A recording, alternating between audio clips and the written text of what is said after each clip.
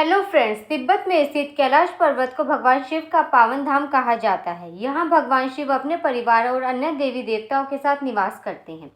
कैलाश मानसरोवर की यात्रा के दौरान इस पर्वत की परिक्रमा की जाती है। कैलाश पर्वत अपने आप में कई रहस्यों को समेटे हुए है। पौराणिक कथाओं के अनुसार इस पर्वत के पास प्राचीन धन कुबेर की नगरी है। मान्यता तो यह भी है कि जो व्यक्ति अपने जीवन काल में अच्छे और पुण्य कर्मों को करता है, मृत्यु के बाद उसकी आत्मा को कैलाश पर्वत पर स्थान प्राप्त होता है। आओ कैलाश पर्वत के उन रहस्यों के बारे में जानें जो आपको हैरान कर देंगे।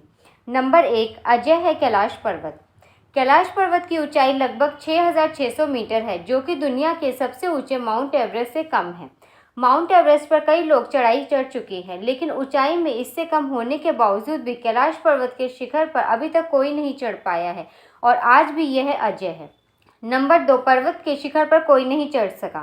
कैलाश पर्वत के शिखर पर चढ़ना निषिद्ध है, लेकिन 11वीं सदी के एक बौद्ध भिक्षु मिलरप्पा ने कैलाश पर्वत पर चढ़ाई की थी। इस पर्वत के शिखर पर पहुंचकर वापस आने वाले वह पहले इंसान थे। हालांकि पर्वत के शिखर पर चढ़कर वापस आने के बाद मिलरप्पा ने कुछ भी नहीं कहा।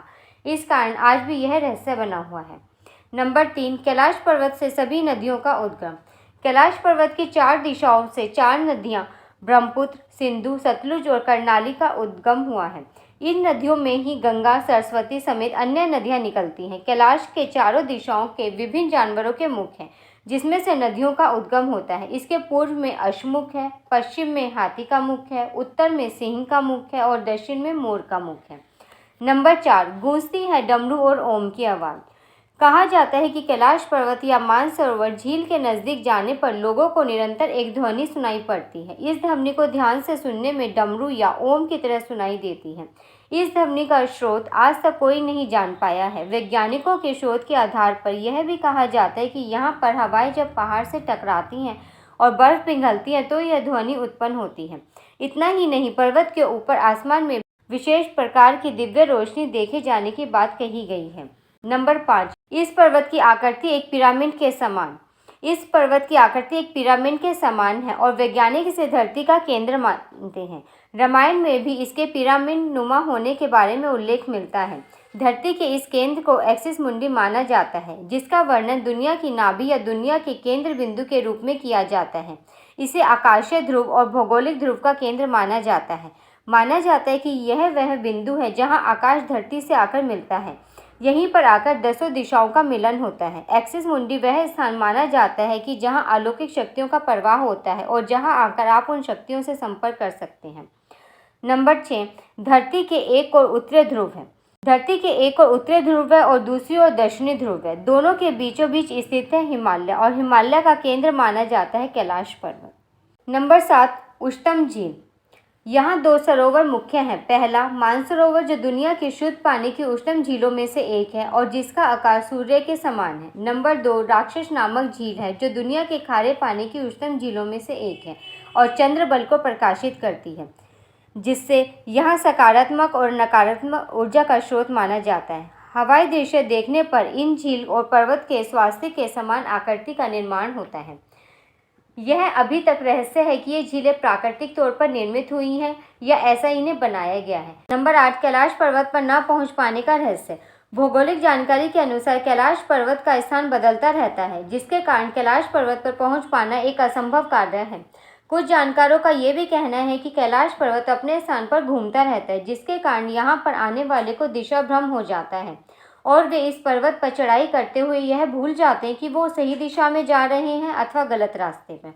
कैलाश पर्वत पर चढ़ने वालों का ये भी कहना है कि कैलाश पर्वत अपने स्थान पर कभी आगे तो कभी पीछे, कभी दाएं तो कभी बाएं खिसकता नजर आता है।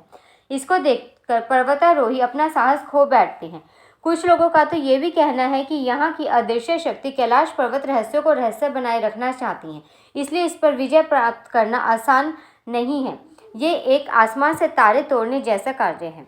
नंबर 9, कैलाश पर्वत के आसपास उम्र का तेजी से बढ़ना। एक अंग्रेज जिसका नाम लॉरेंस डिसूजा था, उसने एक बार निश्चय किया कि वो कैलाश पर्वत पर चढ़कर ही रहेगा। इसके बाद उसने कैलाश पर्वत पर अपनी चढ़ाई शुरू कर दी, पर वो भी आधे रास्ते से ही लौट आया। लेकिन जब उसने अपने आने का कारण लोगों को बताया तो लोगों के आश्चर्य का ठिकाना ही नहीं रहा। उन्होंने बताया कि जब उन्होंने शुरू किया तो सब कुछ सामान्य था। उनकी उम्र 30 वर्ष की थी और उनके बाल काले थे, और जैसे जैसे वे कैलाश पर्वत की चढ़ाई करते जा रहे थे उनके बाल सफ़ेद होते जा रहे थे। उनके शरीर पर झुर्रियाँ हो गई थी और शरीर की शक्ति भी कम होती जा रही थी, अथवा उन्हें महसूस हो रहा था कि वो बूढ़े होते जा रहे हैं। इसलिए उन्होंने चढ़ाई का फैसला त्याग दिया और नीचे उतर आए। वैज्ञानिक भी इस स्थान को पर्वतारोहियों के लिए प्रतिकूल मानते हैं। नंबर 10, कैलाश धूप का रहस्य। इस क्षेत्र में एक विशेष प्रकार की वनस्पति पाई जाती है जिसे कैलाश धूप कहा जाता है। कैलाश धूप को भगवान शिव का प्रसाद माना जाता है। ये तो बातें रही कैलाश पर्वत की भौगोलिक स्थिति के बारे में। अब आपको बताते हैं कैलाश पर्वत से जुड़ी धार्मिक मान्यताओं के बारे में। मान्यता है कि यहाँ केवल पूर्ण आत्मा ही निवास करती हैं। कैलाश पर्वत और उसके आसपास के वातावरण पर अध्ययन कर चुके वैज्ञानिकों का मानना है कि यहाँ चारों ओर एक प्रकार की अलौकिक शक्ति का प्रवाह है, जिसमें आज भी कई तपस्वी गुरु अपनी साधना करते हैं और ईश्वर के संबंध स्थापित करते हैं। इसके अलावा कैलाश पर्वत दुनिया का सबसे उद्गम पर्वत माना जाता है। बता दें, कैलाश मानसरोवर यात्रा पर गए श्रद्धालु दूर से ही कैलाश पर्वत के चरण छूते हैं। माना जाता है कि जो कैलाश आकर शिवजी जी के दर्शन करता है उसके लिए मोक्ष का रास्ता खुल जाता है। हिंदू धर्म के अलावा कई दूसरे धर्मों में भी कैलाश पर्वत का खास महत्व बताया गया है। माना जाता है कि कैलाश पर्वत एक तरफ स्ट्रिक, दूसरी तरफ मणि, तीसरी तरफ सोना और चौथी तरफ नीलम से बना हुआ है। कहा जाता है कि कैलाश पर्वत 6 पर्वत श्रृंखलाओं के बीच कमल के फूल जैसा दिखता है।